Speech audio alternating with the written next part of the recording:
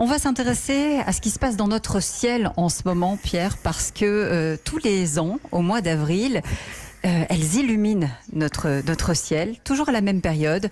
Ce sont des pluies d'étoiles filantes qu'on appelle les lyrides. Pour nous éclairer, justement, on a fait appel à notre consultant préféré, Alain Sirou. Bonjour. Bonjour Raphaël, bonjour Pierre. Bonjour Alain. Alain, qu'est-ce que c'est que ces lyrides ? Alors ces étoiles filantes, vous l'avez dit, c'est des événements qui sont réguliers tous les ans, à la même période. Là, ça a démarré il y a quelques jours, ça va aller jusqu'à la fin de la semaine. La Terre traverse une région particulière de l'espace, qui est en fait le sillage d'une ancienne comète qui s'appelle la comète Thatcher.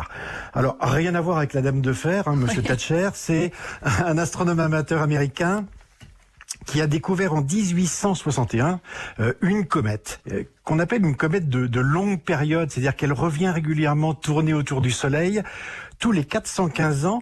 Et en fait, comme elle fond en passant près du Soleil, on a dans son sillage beaucoup de grains de poussière, des petits blocs. Vous voyez, c'est pas très important, c'est la taille d'un grain de couscous à peu près.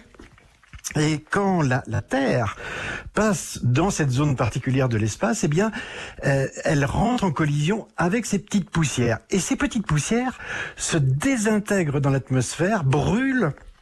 Et vous avez l'impression vraiment d'avoir une étoile qui traverse à très grande vitesse le ciel. Et ces lyrides, donc qui semblent venir de la constellation de la Lyre, d'où leur nom, sont pas très nombreuses, mais elles sont excessivement rapides.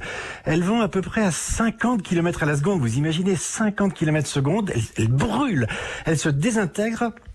Et elles envoient une lumière extrêmement brillante. Elle peut même être éblouissante et en fait dessine dans le ciel une étonnante traînée persistante. Alors oui, c'est un événement qui est quand même assez original, assez rare. Et puis je dirais que en ce moment où on a quand même un peu plus de temps, aller à la fenêtre, ça peut être un très beau spectacle.